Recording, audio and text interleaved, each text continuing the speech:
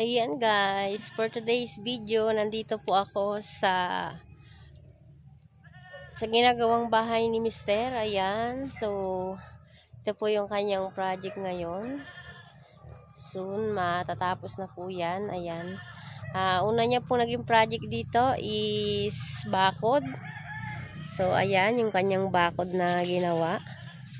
Hindi pa po tapos yung other side dito po sa kabila, hindi pa po natatapos. Ayan. So ngayon ay nagpo-proceed na po siya sa bahay. Ayan.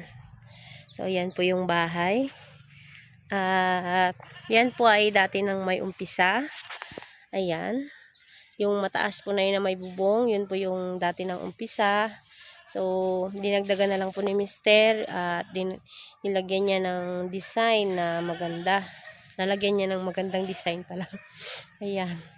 So, bali, magwa 1 month na po ata siya nagtatrabaho dito sa bahay. 1 month ba? Hindi ko po matandaan kung magwa 1 month na. So, bali sila po ay madalas 4 silang nagtatrabaho, minsan 5. So, mas madalas na 4 po. Ayan. So, ito po ay pakyaw. 50% po ng materials yung kanyang magiging income dito. Ayan. Ganon din po yung sa bakod. 50% din yung ano nila, usapan nila ni sir at ni ma'am. Ayan.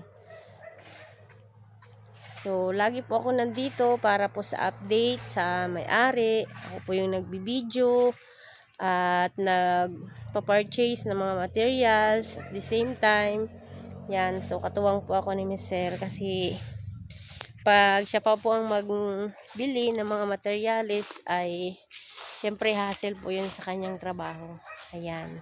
So update ko po kayo sa mga susunod. Bye bye!